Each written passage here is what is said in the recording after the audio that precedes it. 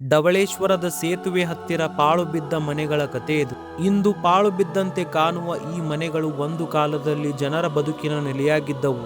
2019ರಲ್ಲಿ ಘಟಪ್ರಭಾ ನದಿಯಲ್ಲಿ ಉಂಟಾದ ಪ್ರವಾಹ ನದಿಯ ತೀರದಲ್ಲಿದ್ದ ಈ ವಸತಿ ಪ್ರದೇಶದ ಬದುಕಿನ ದಿಕ್ಕನ್ನೇ ಬದಲಾಯಿಸಿತು. ಪ್ರವಾಹದ ಸಂದರ್ಭದಲ್ಲಿ ನದಿಯ ನೀರಿನ ಮಟ್ಟ ಏರಿದ ಪರಿಣಾಮ ನದಿಗೆ ಸಮೀಪದಲ್ಲಿದ್ದ ಇಲ್ಲಿನ ಮನೆಗಳಿಗೆ ನೀರು ನುಗ್ಗಿತು. ಮನೆಗಳಿಗೆ ಹಾನಿಯಾಗುವುದರ ಜೊತೆಗೆ ಇಲ್ಲಿನ ಜನಜೀವನವು ತೀವ್ರವಾಗಿ ಅಸ್ತವ್ಯಸ್ತಗೊಂಡಿತು.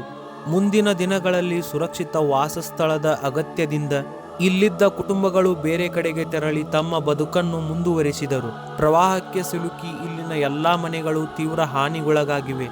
ಆದರೆ ಇದೇ ಸ್ಥಳದಲ್ಲಿ ಇದ್ದ ಶ್ರೀ ಉಳಿಮುಟ್ಟದ ರಂಗೇಶ್ವರ ದೇವಾಲಯವೂ ಕೊಂಚವೂ ಹಾನಿಗೊಳಗಾಗದೆ ಇನ್ನೂ ತಲೆ ಎತ್ತಿ ನಿಂತಿರುವುದು ಆಶ್ಚರ್ಯಕರ ಸಂಗತಿಯಾಗಿದೆ. ನನ್ನ ಈ ಪ್ರಯತ್ನಕ್ಕೆ ನಿಮ್ಮ ಬೆಂಬಲವಿರಲಿ. ಮತ್ತಷ್ಟು ವಿಡಿಯೋಗಳಿಗಾಗಿ ಫಾಲೋ ಮಾಡಿ, ಸಪೋರ್ಟ್ ಮಾಡಿ.